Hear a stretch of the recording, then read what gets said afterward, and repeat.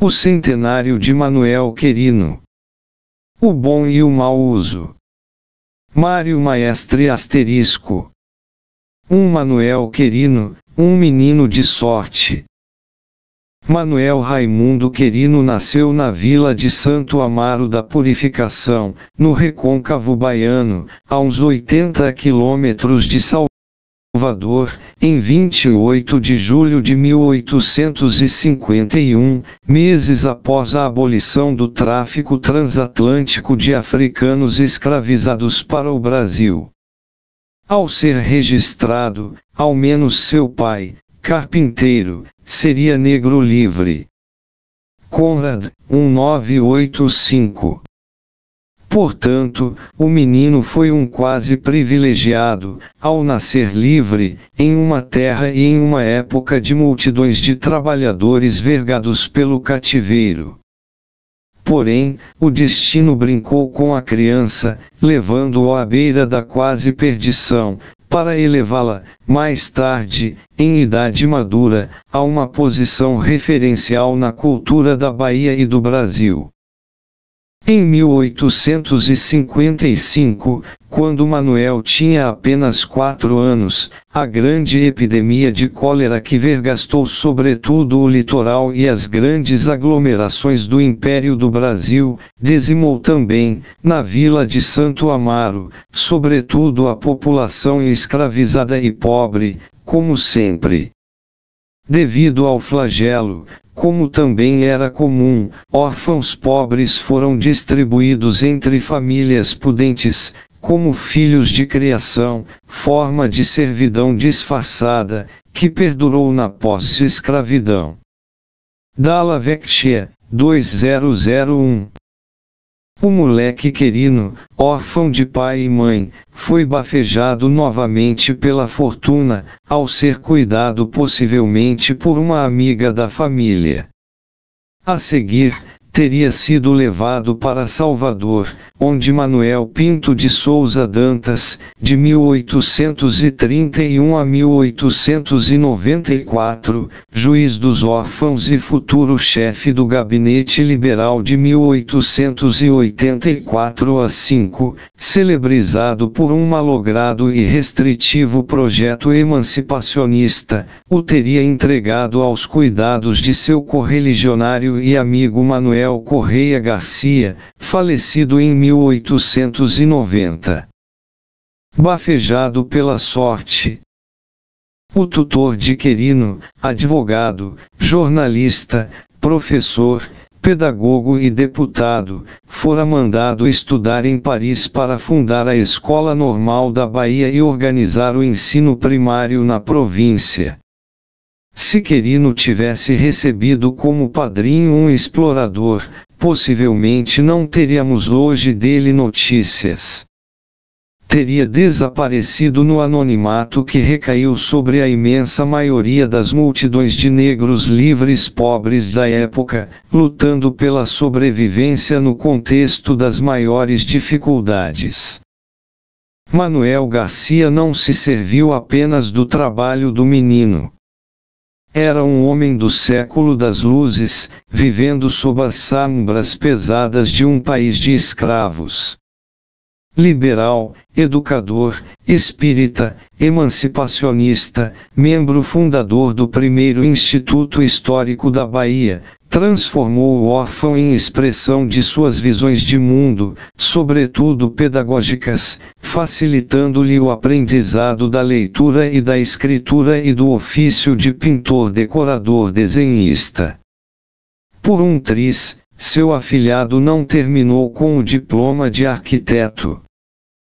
É crível que o menino não possuísse maiores habilidades artísticas, não se destacando como pintor, já que não sobreviveram a ele obras, trabalhos ou colaborações pictóricas suas, apesar de detidas pesquisas empreendidas.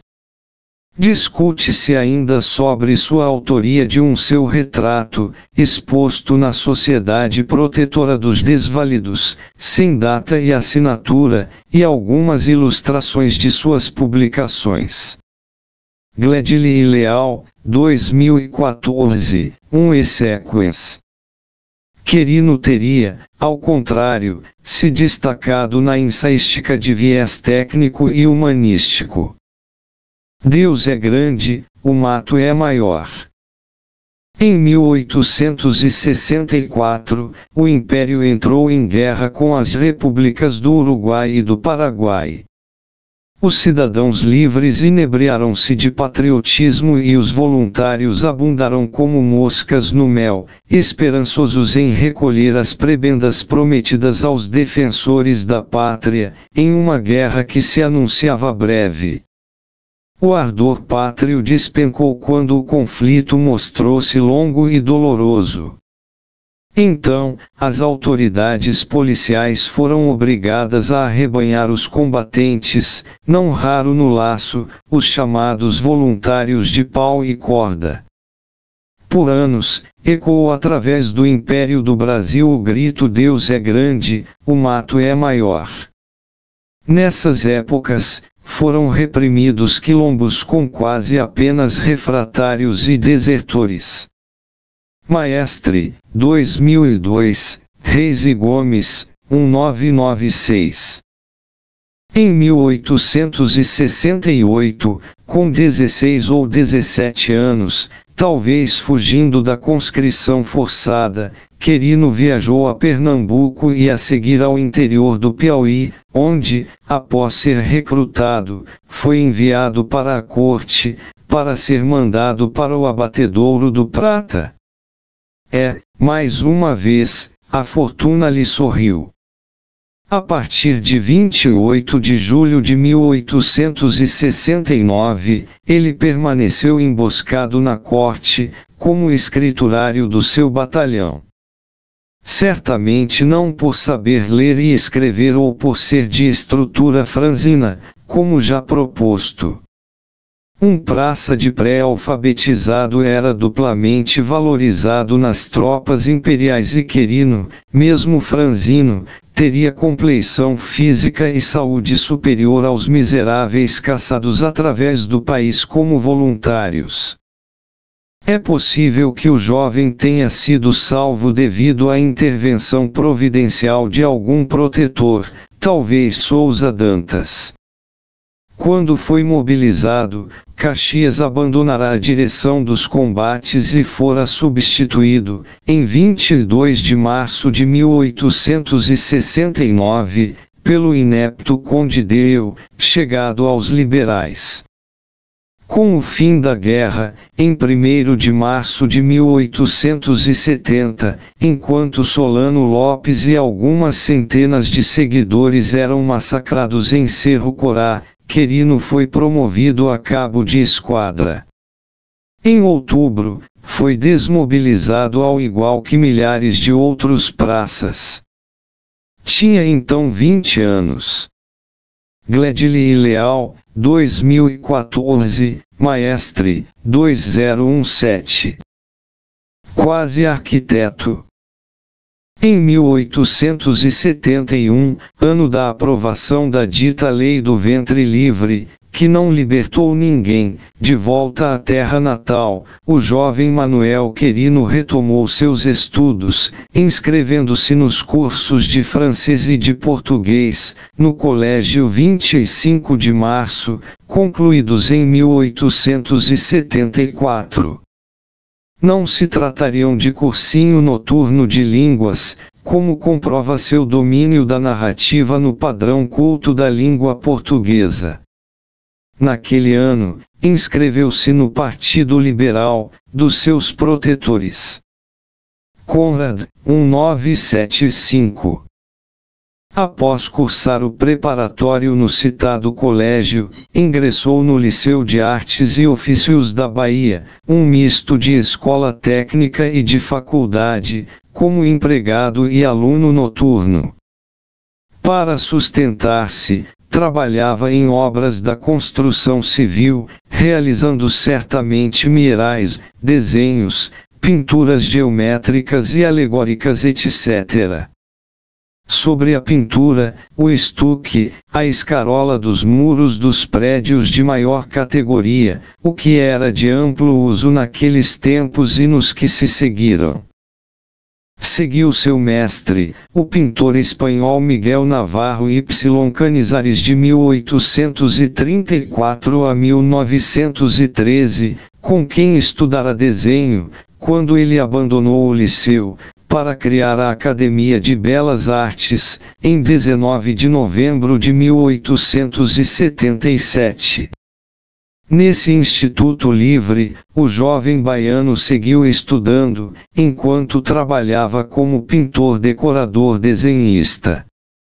Em 1882, com 38 anos, Querino graduou-se desenhista, no Departamento de Arquitetura da Academia de Belas Artes.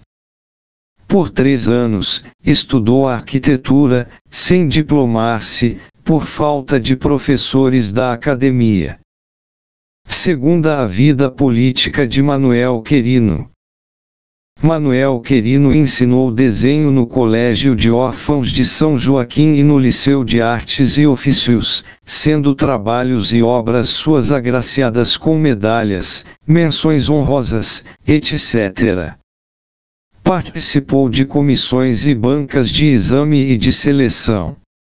Em 1893, ingressou como funcionário, na repartição de obras públicas, mais tarde denominada de Secretaria de Agricultura, Viação, Indústria e Obras Públicas, como terceiro oficial, não tendo progredido administrativamente. Gledili e Leal, 2014, 2, Nunes, 2007, 239. Querino não teria negado seu apoio ao emancipacionismo e o abolicionismo, sendo mais ativo na adesão ao movimento republicano. Em 1878, teria assinado o Manifesto do Clube Republicano de Salvador. Querino, 2018, 144. Segundo J. Teixeira Barros, seu contemporâneo, ele esteve entre os participantes de menor destaque no movimento abolicionista, com uma presença relativamente anônima ou quase imperceptível, regional e nacionalmente. Gledili e Leal, 2014, 8. Salvo engano, até agora, não foram identificados artigos abolicionistas seus. Querino integrou, com destaque, diversas iniciativas em defesa dos artífices, artesãos e trabalhadores, sua categoria profissional, quando ainda jovem e já adulto. Era habitual na construção civil que os trabalhos especializados fossem feitos por artífices livres, negros, mulatos, brancos e estrangeiros, e os trabalhos mais duros ficassem a cargo de trabalhadores escravizados. Haveria uma forte separação profissional e social entre trabalhadores livres e escravizados. Partido Operário da Bahia. Querino aderiu à Sociedade Liga Operária Baiana 1876, formada sob a tutela do Partido Liberal, com a participação, entre outros próceres, de Rui Barbosa e do conselheiro Dantas, que dirigia a sociedade. A Liga teve curta vida. Em 1889, no contexto de forte crise que vergastou o trabalho livre urbano em Salvador, Querino participou das articulações pela formação de um natimorto Partido Socialista, proposta derrotada por deputado provincial que participava do encontro, como habitual.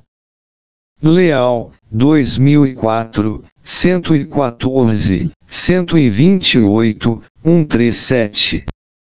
Não apenas na Bahia da época, o socialismo era uma referência sem conteúdo preciso, infamado devido à insurreição proletária da Comuna de Paris, em 1871.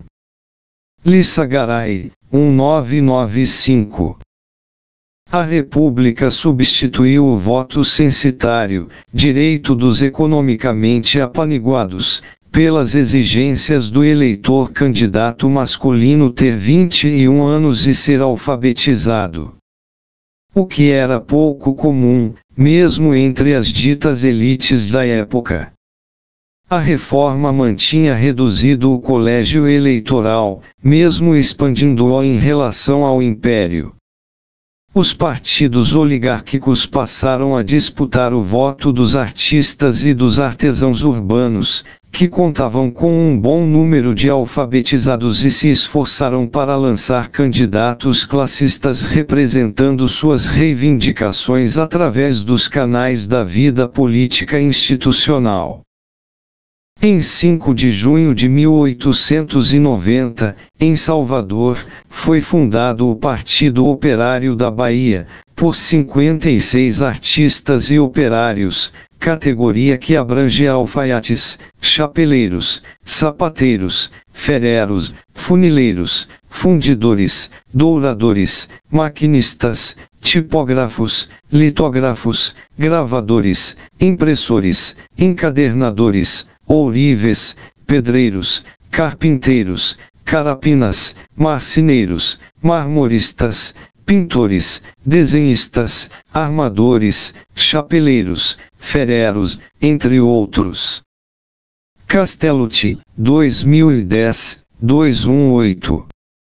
Querino teria integrado com destaque aquela articulação, sem entretanto ter sido indicado para a mesa provisória da reunião que viu nascer a agremiação. Leal, 2004, 144. Nascimento e divisão. Em fins do século XIX, dominava amplamente na Bahia a produção primária rural. O Partido Operário reuniu sobretudo pequenos empreiteiros, artesãos urbanos diversos, não poucos deles estabelecidos com negócios próprios. O partido preocupava-se com a escassez de trabalho, pela alta dos meios de subsistência, com o tabelamento dos serviços, com a diminuição e isenção de impostos, com o estabelecimento do monopólio dos trabalhos públicos aos artífices e artistas, etc. Querino, 2018, 150. Ele não se destinava a proletários procurando agregar-se para enfrentar os empregadores, proprietários das raras indústrias de médio porte, sobretudo têxteis. Buscava sobretudo eleger representantes dos artistas e artesãos nas eleições municipais. Apenas nasceu, o Partido Operário se cindiu em duas correntes, a do Diretório da Luso-Guarani e a Comissão Central Promotora do Partido Operário. A divisão teria surgido das divergências e ambições de caráter pessoal, sob a forte interferência direta da política liberal oligárquica. Querino integrou, com distinção, o Diretório da Luso-Guarani, referindo-se, anos mais tarde, em forma certamente não isenta, àqueles acontecimentos e a sua participação neles, no livro As Artes na Bahia, de 1909, nos capítulos Operários Políticos, Movimento Operário na República, Congresso Operário, publicados anteriormente no Jornal de Notícias e no Diário de Notícias. Gledley e Leal, 2014, 10, Castellucci, 2010, 218, 2018, Querino, 2018. Nos capítulos citados, Querino realiza o elogio do conselheiro Manuel Pinto de Souza Dantas que, ao criar dissidência do Partido Liberal Histórico, teria assentado sua tenda de combate nos arraiais operários. Segundo ele, teria partido do conselheiro Dantas a introdução do operariado na política, no intuito de fazer valer o voto da classe, a fundação do Liceu, Escola de Belas Artes. o conselheiro teria concedido subvenções e proteção à Liga Operária de 1876. Querino, 2018, 143-4. Em julho de 1893, as duas tendências então, o Partido Operário e a União Operária teriam se reunificado no Centro Operário da Bahia, que, no ano seguinte, contava com 5.000 associados, sobretudo artesãos e artistas pretos, pardos, mestiços e brancos. Um considerável número de aderentes. O centro também não arregimentava operários fabris, estivadores, ferroviários, etc., e teria como sócios honorários, beneméritos e benfeitores membros da política oligárquica, que funcionavam como mediadores nas reivindicações do centro diante das autoridades, na formação das listas eleitorais, etc. Sua orientação era fortemente moderada e integracionista. Castellucci, 2010, 2112.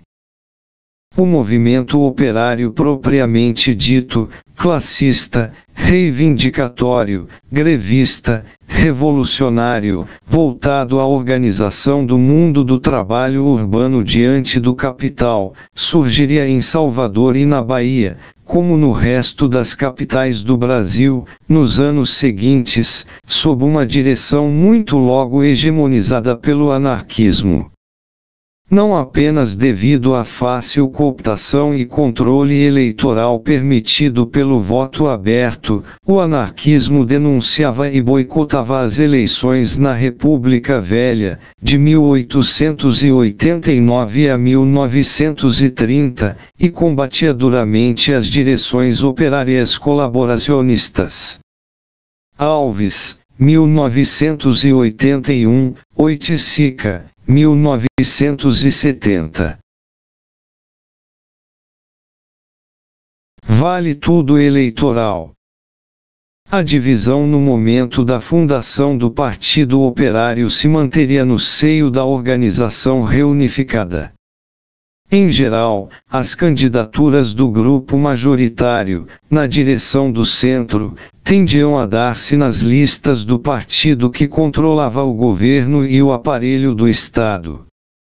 As dos grupos minoritários, na oposição, participavam comumente das eleições com candidaturas avulsas e nas listas da oposição oligárquica ao partido no governo. Os candidatos do centro raramente se apresentaram para os cargos legislativos e muito menos para os executivos estadual ou federal, monopólio dos representantes das classes dominantes. Manuel Querino teve uma participação de destaque nas disputas no seio do Partido Operário e do Centro Operário. Ele se apresentou às eleições de 1890 e foi eleito para o Conselho Executivo Municipal na legislatura de 1891 a 2. Tentando se reeleger para a legislatura 1892-3, ele teria amargado uma 22ª colocação na votação, superado em votos por diversos candidatos classistas.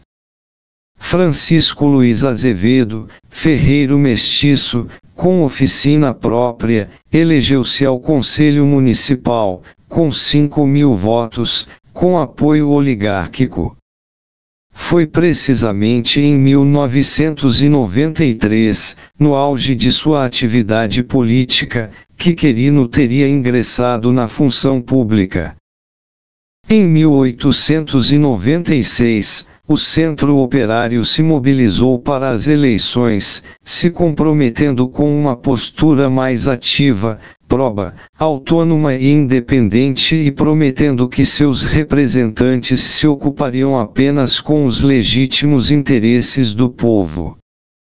Manuel Querino preferiu chapa mais confiável, se apresentando na lista do Partido Republicano Federalista, oligárquico e governista, obtendo apenas uma suplência. O Centro Operário elegeu 5 suplentes. Castellucci, 2010, 211, 221.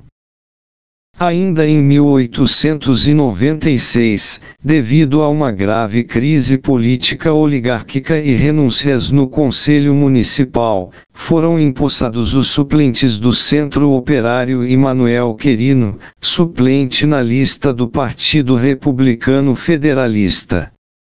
Em nova eleição, em 11 de julho de 1897, Querino foi reconduzido ao Conselho Municipal como titular, obtendo elevada votação, sempre na lista de facção republicana então majoritária. Entretanto, nas eleições para a legislatura de 1899 a 1900, amargou uma 23ª colocação, com apenas 324 votos. Na ocasião, diversos membros do Centro Operário, apoiados por facções oligárquicas, se elegeram para cargos variados, no Conselho Municipal, como suplentes, para as juntas distritais, etc. Castellucci, 2010, 226. Terceira, a excepcionalidade de Manuel Querino. De 7 de novembro de 1896 a 5 de outubro de 1897, os sertões do estado da Bahia eram incendiados pela revolta camponesa de Canudos, que se concluiu com o massacre dos combatentes conselheiristas, sem apoios na população urbana.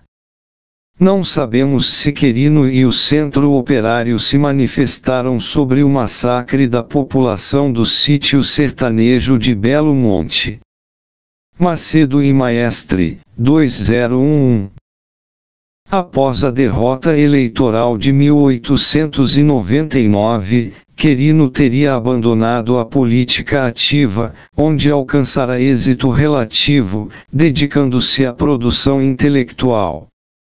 Apesar de sua importante intervenção na vida política operária baiana, é um exagero apologético propô-lo como uma das primeiras lideranças classistas do movimento operário baiano e pioneiro do trabalhismo no Brasil, como teriam feito 2 estudiosos Hardman e Leite, quando das celebrações do centenário da abolição da escravatura no Brasil. Gledley e Leal, 2014, 7. Sua intervenção política e os movimentos em que participou não tinham um viés classista e ele jamais levantou ou se preocupou em levantar um programa trabalhista para o país.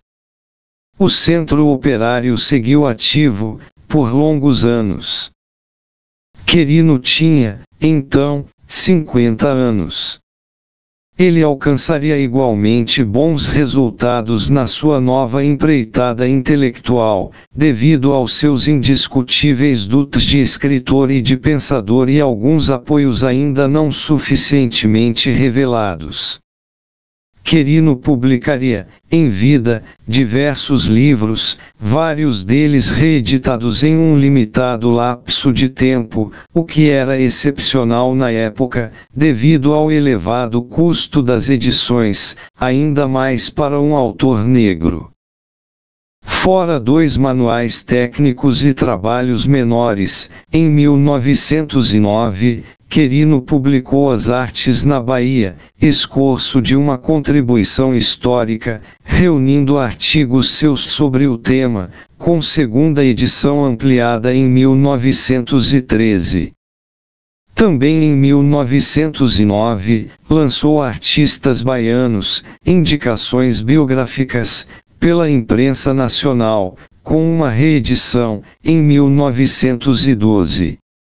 A primeira edição recebeu um conto de réis de subvenção da Intendência Municipal, mostrando que sua passagem pelo mundo político fora frutífera.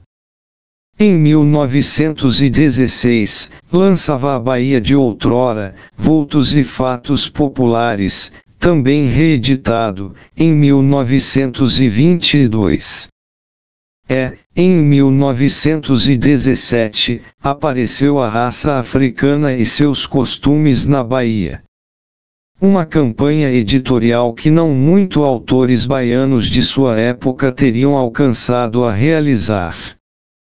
Em vida, Manuel Querino empreendeu a difícil luta pela progressão social dos membros das desmilinguidas classes médias de sua época, mesmo quando contavam com apoios nas classes dominantes. Dificuldades, como foi o seu caso, acrescidas quando sofriam o estigma de origem africana. Como habitual, ele procurou consolidar seu avanço na sociedade integrando-se e conquistando apoios no mundo institucional. Para tal, procurou distinguir-se no mundo das artes e, sobretudo, das letras, caminho tradicional para o reconhecimento da sociedade de então.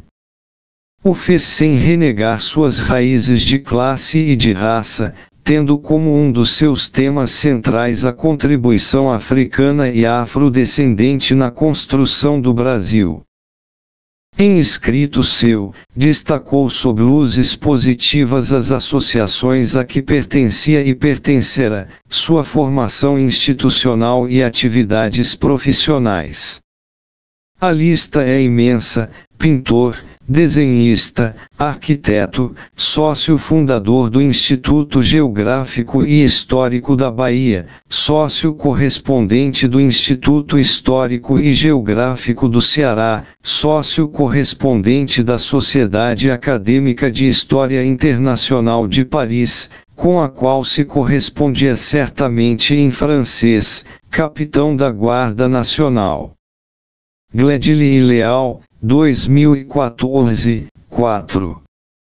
A trajetória ascendente de vida de Querino não é distoante, em grau elevado, para a época em que viveu. Contam-se aos milhares os descendentes de trabalhadores escravizados que progrediram e não apenas quando receberam os raros apoios concedidos por membros das ditas elites, como no seu caso. Os dois mais destacados escritores brasileiros, Lima Barreto de 1881 a 1922 e Machado Assis de 1839 a 1908, reconhecidos e consagrados como ficcionistas ainda em vida, tinham forte ascendência africana. Ao contrário de Querino e Lima Barreto, Machado de Assis tentou esconder, até onde pode, sua mulatice. Mulatos exemplares. Em seu escrito, Manuel Querino arrolou mulatos de sucesso, todos mortos, certamente para não se criar problemas, Visconde de Jequitinhonha, Caetano Lopes de Moura, Eunápio Deiró, a privilegiada família dos Rebouças, Gonçalves Dias, Machado de Assis, Cruz e Souza, José Agostinho, Visconde de Inhomirim, Saldanha Marinho, Padre José Maurício, Tobias Barreto, Lino Coutinho, Francisco Glicério, Natividade Saldanha, José do Patrocínio, José Teófilo de Jesus, Damião Barbosa, Chagas o Cabra, João da Veiga Murici. Querino, 1918. Nos séculos anteriores, não foram poucos os mulatos, pardos, negros crioulos e mesmo africanos que alcançaram a progredir no mundo escravista. No século XVIII, os compositores mulatos, sobretudo mineiros, dominaram a música barroca no Brasil colonial, com composições pagas em onças de ouro. Antônio Francisco Lisboa, o Aleijadinho, de 1738 a 1814, mineiro, filho de um lusitano e de uma cativa, foi apenas o mais excelente escultor, entalhador, carpinteiro e arquiteto mulato de sua época. Durante o cativeiros, por diversos caminhos, trabalhadores feitorizados, após alcançarem a liberdade, tornarão-se pequenos e médios proprietários escravistas. Luna, 1981. Um dos homens mais ricos de sua época, o afrodescendente Francisco Paulo de Almeida de 1826 a 1901, proprietário de em torno de 1000 almas, foi agraciado com o título de Barão de Guaraciaba, em 1887, pelo Estado Imperial. Esses avanços individuais deviam-se ao fato de que a sociedade do Brasil pré-abolição era regida por ordenamento socioeconômico escravista colonial, e não racial. Como hoje, o que dividia a sociedade era a propriedade, na época, expressa sobretudo na posse de trabalhadores escravizados. Tudo no contexto do forte racismo antinegro que se manteve após 1888. Um negro, mulato ou pardo, proprietário de trabalhadores escravizados, era elevado à categoria de senhor de escravos, apesar de reticências sociais em razão diretamente proporcional ao seu grau de africanidade, reservas postas crescentemente em surdina segundo ao seu nível de riqueza. Foram talvez dezenas de milhares os homens e mulheres negros que se incorporaram aos segmentos sociais médios e elevados durante os mais de 3 séculos de escravidão, bafejados pela sorte ou devido a esforços ingentes. Em geral, eles se diluíam na comunidade dita branca, por casamento, também como estratégia de consolidar o movimento de elevação social Maestre, 2023. Entretanto, os ex-cativos que progrediram foram sempre uma minúscula parcela dos milhões de africanos e afrodescendentes que vegetaram na escravidão. Entre os primeiros e os segundos, dominavam as diferenças de classe e não a identidade de cor. Foi provérbio da senzala que negro no eito, vira copeiro, não olha mais pro seu parceiro. Nos tempos atuais, alguns raros trabalhadores por aplicativo se transformarão em empreendedores de êxito, enquanto multidões de seus ex-colegas seguirão sendo explorados até a medula dos ossos. Esses casos excepcionais não debilitavam e debilitam, mas fortaleciam e fortalecem as estruturas sociais profundas que sustentam a exploração do trabalho. Uma obra luminar. Manuel Querino explorou múltiplos gêneros da ensaística, não raro em forma pioneira historiografia, antropologia, etnografia, linguística, memorialística, jornalismo, etc. Sua excepcionalidade se encontra, essencialmente, em ter publicado, em 1918, um esboço interpretativo pioneiro, sobre a sociedade brasileira pré-abolição, com lampejos de singular radicalidade o colono preto como fator de civilização brasileira. Interpretação que, como habitual, não teve desdobramento e continuidade nas nossas ciências sociais, pois inaceitável para as classes dominantes. Cancelamento relativo que conheceram os trabalhos também luminares do jovem intelectual comunista Clóvis Moura, Rebeliões da Senzala, Quilombos, Insurreições, Guerrilhas, de 1959, e do francês, trotskista e surrealista Benjamin Péret, de 1956, O que foi o Quilombo de Palmares? Moura, 1959, Pere, 1956, Maestre e Ponge, 2002. Mesmo conhecidas e publicadas, essas obras não receberam a chancela da intelectualidade hegemônica coeva a ela, impedindo que elas fossem legitimadas e alavancassem trabalhos apoiados em suas percepções germinais sobre a formação social brasileira. O livro citado de Clóvis Moura foi esnobado e rejeitado por seus dois célebres camaradas de partido, consultados por ele em procura de apoio Edson Carneiro e Caio Pardo Júnior.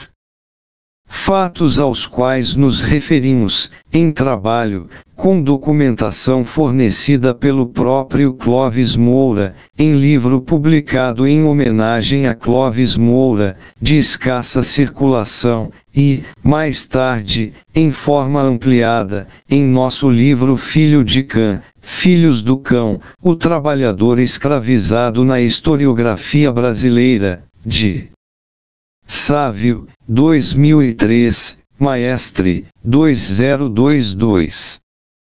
Em 1916, com 61 anos, Manuel Querino aposentou-se como terceiro oficial da Secretaria da Agricultura, com vencimentos integrais.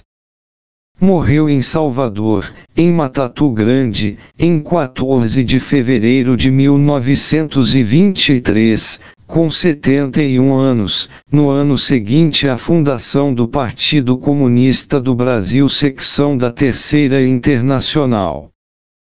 Quando de seu falecimento, teria deixado viúva e dois filhos vivos, Paulo Querino, artista e violinista, e Maria Querino, professora.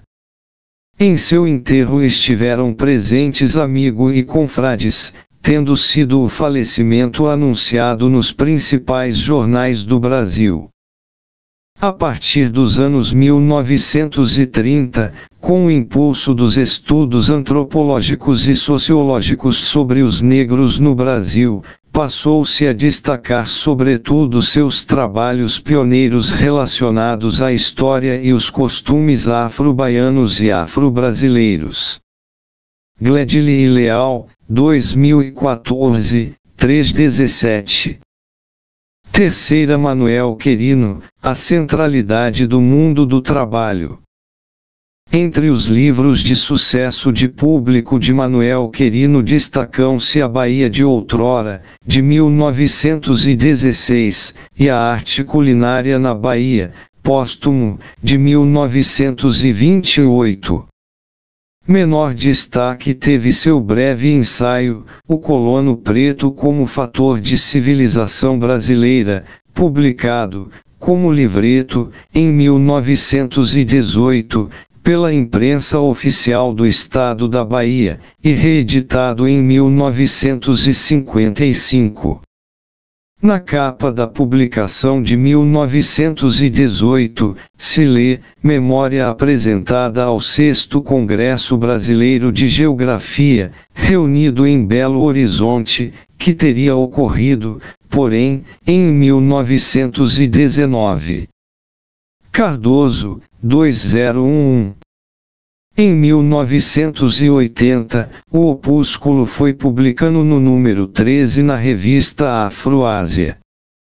O escrito sintético ensaia uma interpretação sociológica que, como sobretudo o trabalho citado de Clóvis Moura, colocava o trabalhador escravizado, hegemônico até a abolição, não como objeto, mas como demiurgo da sociedade brasileira. Realiza, assim, no plano das interpretações, ensaio de dissolução das leituras classistas sobre o trabalho produtivo e das fantasmagorias racistas sobre africanos e afrodescendentes. Uma visão radicalizada, a partir dos anos 1970, em importantes trabalhos sociológicos, historiográficos, econômicos, com destaque para a tese magistral de Jacob Gorender, O Escravismo Colonial, de 1978. Gorender, 2013.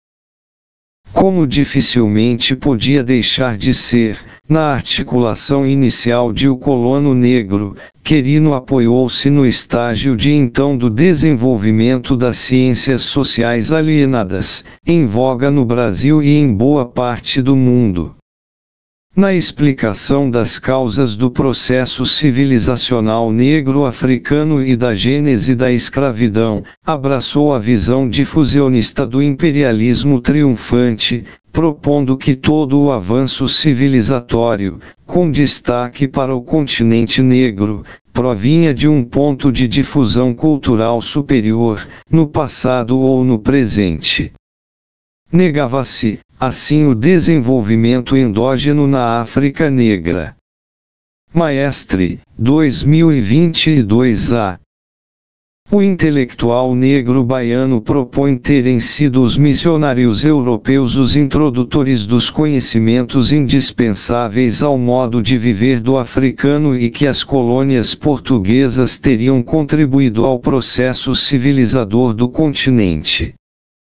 No contexto dessas visões afinadas com a literatura oficial da época, registra sua visão acumulativa do processo civilizacional, como fenômeno tendencialmente unitário. Em um outro trabalho, lembrava que todos os povos haviam passado por níveis elementares de desenvolvimento. Querino, 2021, 14. Construtor da nacionalidade. O pensador baiano perfilhou igualmente as teses do nascimento da escravidão luso-brasileira, da ganância europeia, do exemplo árabe e de outras nações da Europa, da realidade climática e da péssima qualidade humana dos primeiros colonos brancos degradados viciosos, soldados de presídio e tese corrente na época no Brasil. Concordava, também, com a visão determinista geográfica e racial da impossibilidade do europeu de realizar trabalhos braçais sistemáticos nos trópicos. Essa interpretação seria reafirmada e consagrada por Gilberto Freire, em 1933, em Casagrande e Senzala, apesar das centenas de milhares de colonos europeus que mourejavam, de sol a sol, sem se derreterem, sobretudo no Centro-Sul e Sul. Freire, 1990. Propunha Querino, os portugueses saídos de uma zona temperada para se estabelecerem em um clima ardente, diverso do da metrópole, seriam incapazes de resistir ao rigor dos trópicos, de desbravar florestas e arrotear as terras. Querino, 1918, 14. Para ele, tendo em vista a incapacidade sociobiológica e a desqualificação moral do colono branco, a civilização da América Lusitana nasceria essencialmente da qualidade e da operosidade do colono negro, como define o trabalhador negro africano escravizado, que apresenta como verdadeiro herói do trabalho. Trabalho produtivo visto, por ele, como ação humana qualificadora e emancipatória, arrisco a propor, em uma ótica marxista, salvo engano meu, por ele desconhecida no total. Desde 1530, por algumas décadas, a escravidão dos nativos fora hegemônica no Brasil colonial. Sua substituição pela feitorização de negro-africanos deveria-se, também segundo Querino, à superioridade do trabalhador africano. Maestre, 2013, Monteiro, 1994. Outra tese abraçada por Freire em sua hierarquização racial e racista das raças fundadoras da nacionalidade brasileira. Querino propunha que, dizimados os estoques do litoral de nativos, o português parasita e sem amor ao trabalho, foi arrancar o braço possante e mais confiável do africano do celeiro inesgotável que fora o continente negro, para impulsionar a produção colonial de vegetais e minerais. Querino, 1918, 8, 9, 16. Ao contrário de Freire, Querino impugnava o lusitano como agente da civilização. A preguiça sociológica do colonizador português teria favorecido os homens de cor, introduzidos exclusivamente em artes mecânicas tidas pelos colonizadores e seus herdeiros como castigo e infamantes. Ao assinalar o caráter civilizador do trabalho produtivo, mesmo na escravidão, em inversão metodológica radical, desvelou as essências, por um lado, do trabalhador escravizado, construtor das riquezas das quais era privado, e, por outro, do seu opositor, o escravizador luso-brasileiro, parasita social, incapaz de sobreviver, a não ser à custa de seu hospedeiro, que, por sua vez, vivia, apesar do escravizador. Classe contra classe. A resistência dos cativos, sob diversas formas, preocupava permanente os escravizadores, que a explicavam sobretudo como produto da selvageria dos cativos crioulos e africanos. Goulart, 1972. Nos anos 1860, em poesia de singular radicalidade, Castro Alves definirá o caráter social e individual positivo e revolucionário de todas as expressões daquela resistência. Maestre, 2000. Querino reafirmou essa visão e organizou as formas tradicionais de resistência em uma evolução que sugeria a tomada crescente de consciência do cativo.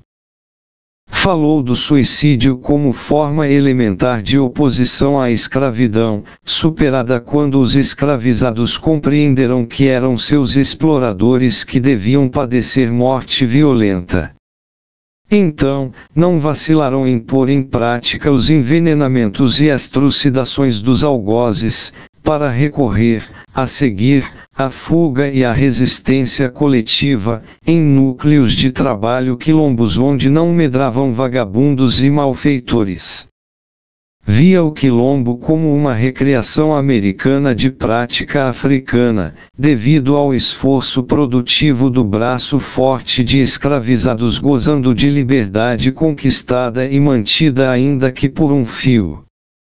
Querino, 1918, 24 e 28. Querino propunha, extenuado por uma série de lutas constantes, cerceado por todos os meios, em suas aspirações, mas, firme, resoluto, confiante em seu ideal, o africano escravo não se desiludiu, não desesperou, tentou outro recurso, na verdade mais conforme com o espírito de conservação, a confiança no trabalho próprio. Querino, 1918, 29. Um dos capítulos do ensaio é integralmente dedicado às formas de libertação através do esforço produtivo. Um homem entre dois mundos. Possivelmente em um esforço de acomodação ao mundo intelectual de então, do qual fazia parte, Querino retoma a tese da severidade apenas relativa dos escravizadores e da dedicação integral do cativo à família do proprietário, duas visões dependentes das interpretações dos escravistas sobre a escravidão, dominantes em sua época. Sobre o castigo, escreveu, o castigo nos engenhos e fazendas, se não requintava, em geral, em malvadez e perversidade, era não raro severo, e por vezes cruel. Mas, apontavam-se com repulsa social, os senhores que disso abusavam-se. Querino, 1918-19. Defendeu igualmente a proposta da dedicação incondicional do cativo doméstico à família do escravizador. Foi no lar do senhorio que o negro expandiu os mais nobres sentimentos de sua alma, colaborando, com o amor dos pais, na criação da terra descendência dos seus eimas e senhores, com o cultivo da obediência, do acatamento, do respeito à velhice e inspirando simpatia, e mesmo amor a todas as pessoas da família. Querino, 1918, 34. Essa sua visão apologética das relações das cativas domésticas e de seus escravizadores certamente era também uma resposta à demonização dos cativos urbanos e domésticos, nos últimos tempos da escravidão, quando os setores cafeicultores esforçavam-se para que eles fossem vendidos para trabalhar no eito dos cafezais, onde havia dolorosa penúria de braços para os proprietários, é claro. As vítimas algozes, Quadros da Escravidão, de 1869, de Joaquim Manuel de Macedo, é exemplo excelente de literatura ficcional em prosa, que se desdobrou para difundir aquela proposta da transferência dos cativos das cidades e das moradias para os eitos da cafeicultura. Quando da publicação do romance, com os seus feiticeiros africanos envenenadores e mucambas pervertendo as virginais senhorinhas, Manuel Querino tinha 18 anos. Macedo, 1991. Querino nasceu sob a escravidão, superada apenas quando já tinha 37 anos. Nas décadas finais de sua vida, ele se afastou da atividade produtiva direta para viver do ensino e de função pública, morrendo quando as interpretações avançadas do mundo social ensejadas pelo proletariado moderno começavam a engatinhar no Brasil. No contexto em que viveu, Querino não podia ir além de uma leitura de mundo operária, plebeia, democrática, que, no seu caso, na pós-abolição, assumiu um programa social integracionista. O radicalismo de um Castro Alves, de 1847 a 1871, e de um Luiz Gama, de 1830 a 1882, fora produto da luta pela destruição da escravidão, quando o abolicionista assumiu caráter revolucionário. Abolicionismo que Querino apoiou, mas não se entregou a ele, talvez porque isso o afastaria do caminho de vida que se definirá. Seriam necessárias 4 décadas, a consolidação da hegemonia do capitalismo e da centralidade da contradição trabalho versus capital no Brasil, para que Clóvis Moura e Benjamin Pérez avançassem suas visões revolucionárias pioneiras sobre a formação social brasileira. O mundo do trabalho. Querino descreveu, em forma pioneira, o cenário social de um mundo nascido na escravidão e na oposição a exploradores e explorados devido a posições diversas na estrutura social, impostas pela coerção. Teria contribuído para que empreendesse esse salto de qualidade analítico ter trabalhado na construção civil, como artífice, por longos anos, ainda sob a escravidão, antes de elevar-se ao status de professor e funcionário público. Na segunda metade do século XIX, na construção, os trabalhos que exigiam domínio de técnicas artesanais eram realizados comumente por trabalhadores livres negros, mulatos, pardos, brancos, estrangeiros, enquanto as tarefas mais duras recaíam sobre os trabalhadores escravizados. Também durante a República Velha, de 1889 a 1930, artesãos pintores, decoradores, etc. trabalhavam sobre a pintura e os estuques dos prédios de maior categoria, sobre os tetos de madeira, aplicavam a escariola nas paredes, etc. Gutierrez, 2004.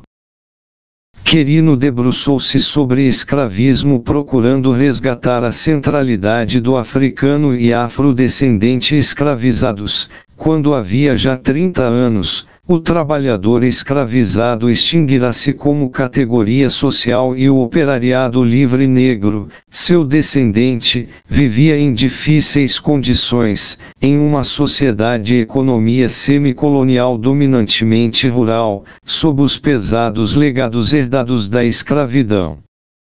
Maestre, 2021. Querino falava do negro africano cativo com os olhos fixos no seu descendente afro-brasileiro que, em alguns casos, viu como uma quase regressão social em relação ao africano. Visão talvez inspirada no esplendor de um produtor africano nascido em sociedade livre, em contraste com seus descendentes, pálidos e crescidos em uma sociedade escravista patogênica. Definiu o colono branco como um ser parasitário e os africanos e afrodescendentes livres e escravizados como exemplo de criatividade e operosidade. Ele parece apontar como a solução para o anátema lançado, pelo racismo científico, sobre a nação brasileira, devido à sua população negra e mestiça, a superação racial e social das categorias africano e português. Rodrigues, 1977. Propõe como principais grandezas e recursos do país a uberdade do solo, como era tradicional, e o talento do mestiço, o que era novo. Era, nesse sentido, miscigenista. Enumera, como exemplo desse manancial nacional de recursos, mestiços magníficos. Quarta Manuel Querino, uma revolução para a linguagem. A linguagem que se serve Querino em sua narrativa é aspecto magnífico mas pouco estudado de sua produção. Em época em que, no ensaísmo, dominava a linguagem pomposa, cientificante e rebarbativa, ele escrevia em forma escorreita, direta, precisa e simples. Seus escritos registram escritor de recursos que não produziu narrativas mais longas por falta de condições materiais e de tempo. Sua maior contribuição foi desvelar, como proposto, a verdadeira essência de trabalhador escravizado no negro escravo, como demiurgo da sociedade nacional, para além das visões de classe, de sua época, que se perpetuam em não poucas leituras atuais. Alguns de seus trabalhos, sempre redigidos com primor, constituem igualmente poderoso elogio fúnebre aos milhões de africanos escravizados construtores da nacionalidade, em momento em que eles extinguiam-se no tradicional abandono e pobreza conhecido pelos velhos trabalhadores, sobretudo ex-cativos. Querino tem consciência do manto de esquecimento que se estende sobre o passado com o desaparecimento das últimas gerações de africanos escravizados no Brasil. Querino, 2021.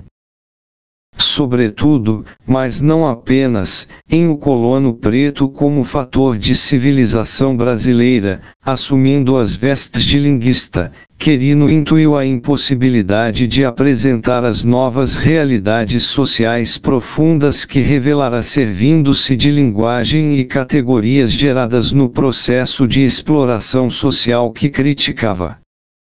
No ensaio em questão, sua escritura registra a necessidade de revolucionar as formas linguísticas tradicionais para expressar o novo e essencial conteúdo do fenômeno que desvelava. Carbone e Maestre, 2005. Querino designa o habitante da África como africano, e não anacrônica e ideologicamente como negro, conceito de que se utiliza apenas 5 vezes na obra em questão.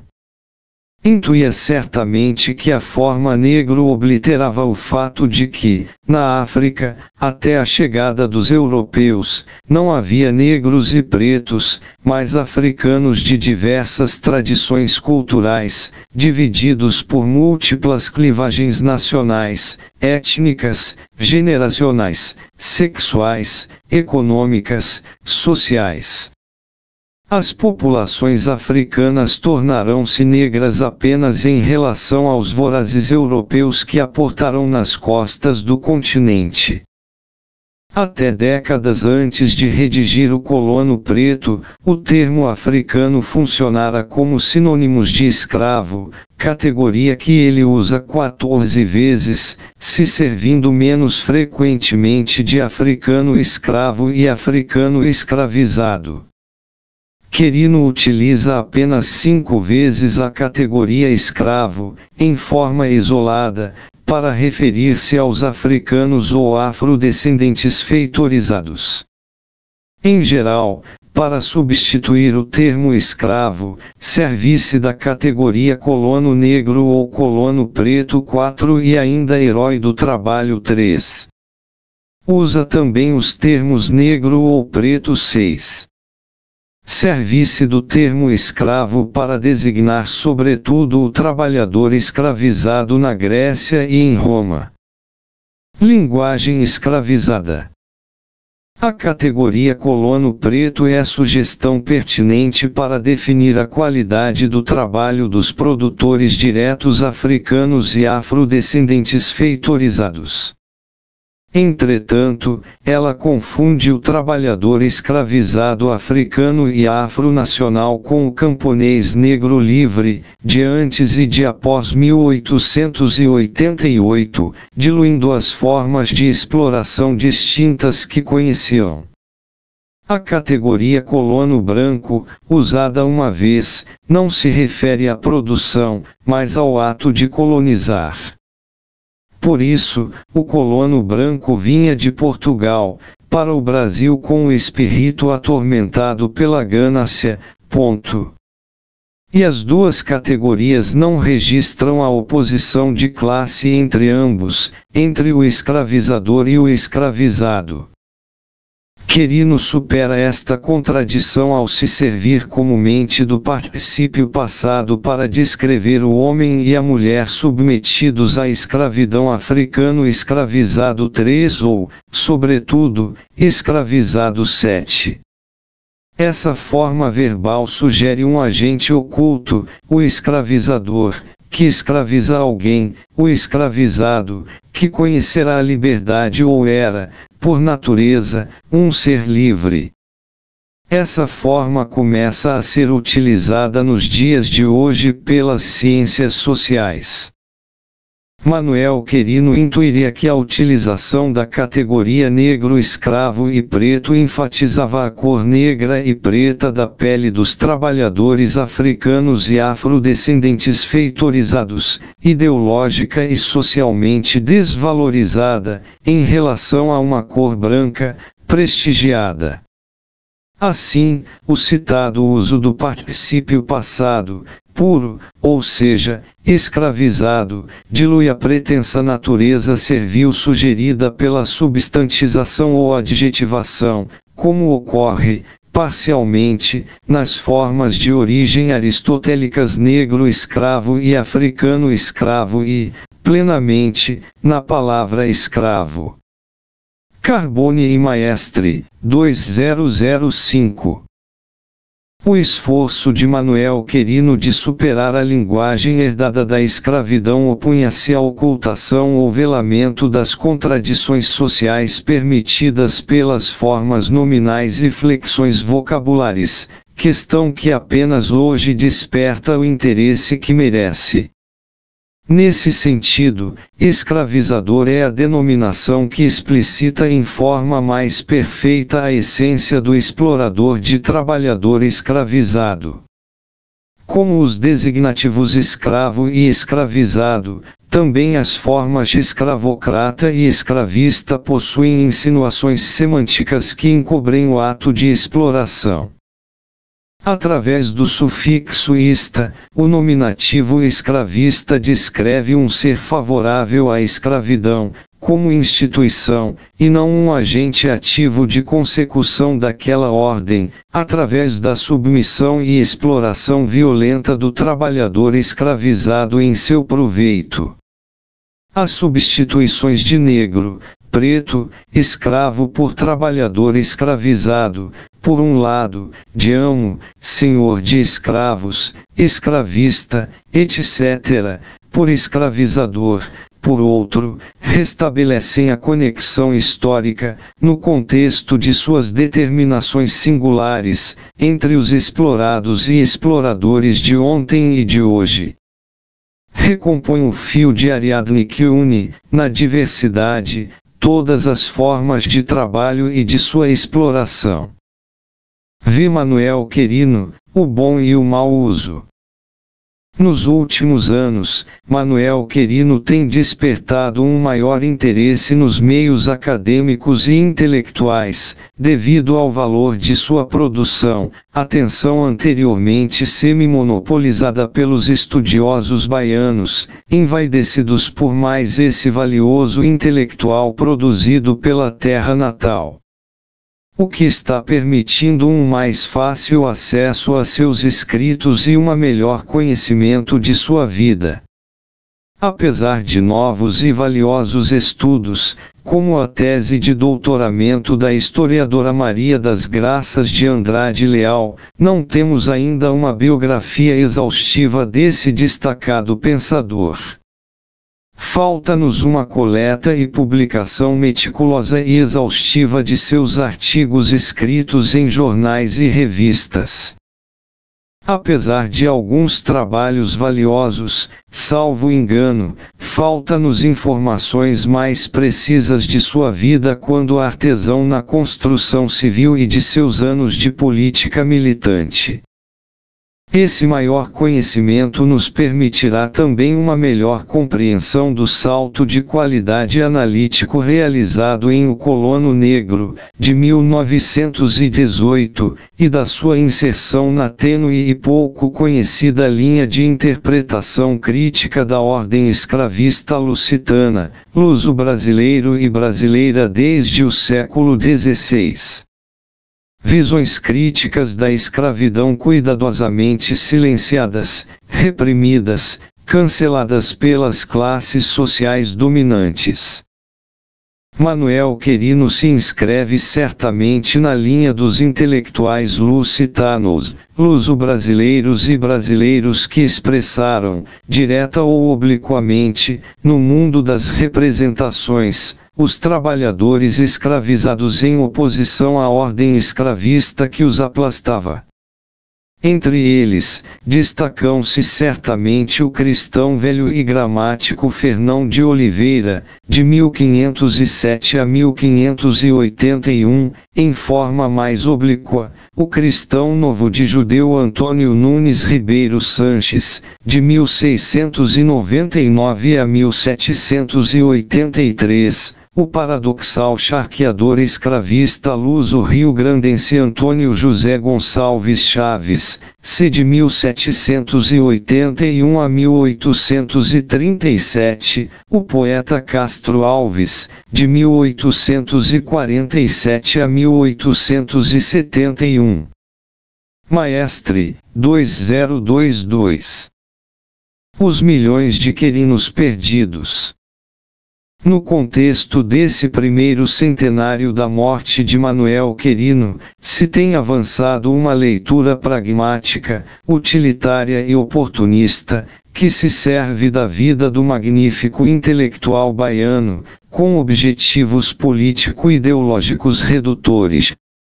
Nessa avaliação, Manuel Querino seria um exemplo excelente do caminho a ser seguido para a ascensão social individual de afro-brasileiros no contexto da ordem social capitalista em vigor.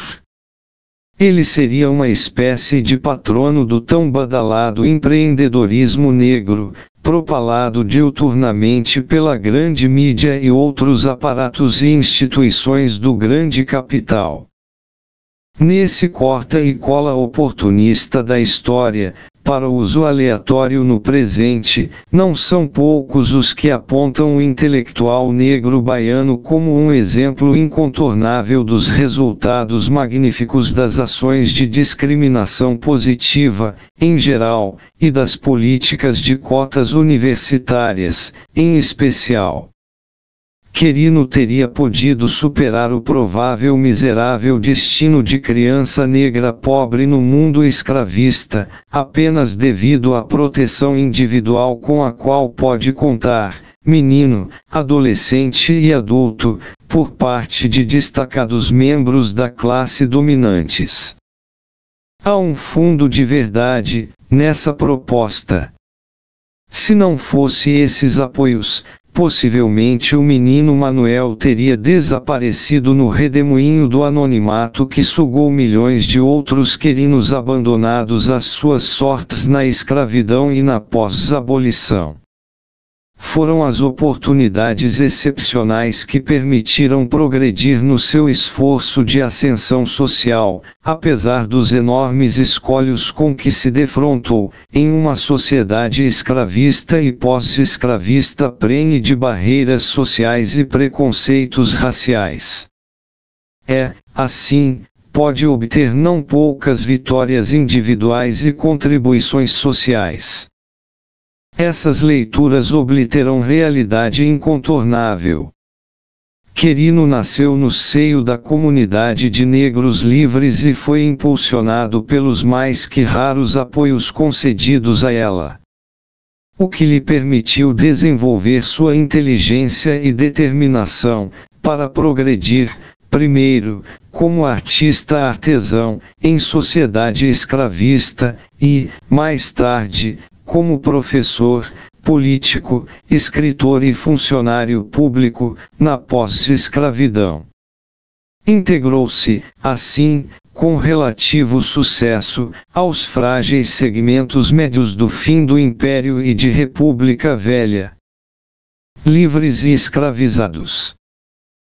Tendo nascido livre, Querino pode trilhar um caminho, ainda que difícil, vetado totalmente aos escravizados. Nos quase 40 anos que viveu, livre, sob a escravidão, milhões de africanos e afrodescendentes feitorizados, para libertarem-se, deviam fugir para um quilombo, para além fronteira, para tentar mimetizar-se na população negra nos sertões e nas cidades. Para os escravizados, as portas da liberdade se abriam mais comumente quando da morte, da velhice improdutiva, ou após ganharem ou comprarem a alforria, alquebrados pelo trabalho duro. Para os cativos que nasceram e viveram sob a escravidão, uma sociedade fortemente ágrafa, o caminho da liberdade não era uma alfabetização impossível, e, no frigir dos ovos, pouco funcional, como já tem sido sugerido. Mesmo atualmente, o nível de educação das classes trabalhadoras tem aumentado significativamente, sem que a isso corresponda um retrocesso da exploração, do desemprego, do mau emprego, dos salários aviltados, etc. Através do mundo desenvolvido já temos dezenas de milhares de uberistas diplomados e pós-diplomados, entre eles, não poucos historiadores. O que interessava aos cativos era libertar-se do cativeiro, individualmente ou em grupos, e destruí-lo, quando fosse possível. Mutatis mutandis, multidões de explorados e marginalizados de todas as pelagens vivem, hoje, situação algo semelhante à dos cativos do passado. Para eles, pouco importa se algum felizardo se alce na despótica sociedade nacional, se continuam afundados em todo tipo de dificuldades. Manuel Querino definiu o trabalhador como o demiurgo do mundo de sua época, quando vivia sob o atraso também material da escravidão e da pós-abolição. Hoje, quando a riqueza improdutiva transborda em forma impúdica através do mundo e no Brasil, é um assinte propor, aos explorados, como meta, a promoção social de alguns poucos privilegiados, verdadeiros sortudos, consolidando a sociedade de classes. Não há sentido em defender que mais alguns embarquem, em geral na segunda e terceira classe do trem da felicidade dos privilegiados, que apesar de ter lugar para todos, continua avançando semi-vazio, tendo como locomotiva o esforço dos explorados. A luta pela emancipação social deve ser um movimento que avance e se fortifique, abraçando em forma inexorável, no aqui e no agora, a todos os subalternizados, sem privilégios e exceções.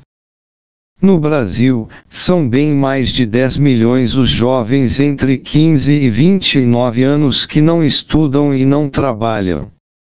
Extra classe, 11/12/2023. Nada contra que alguém grite e exija que o Estado regue suas hortaliças, desde que não diga demagogicamente que está procurando fazer chover na horta de todos.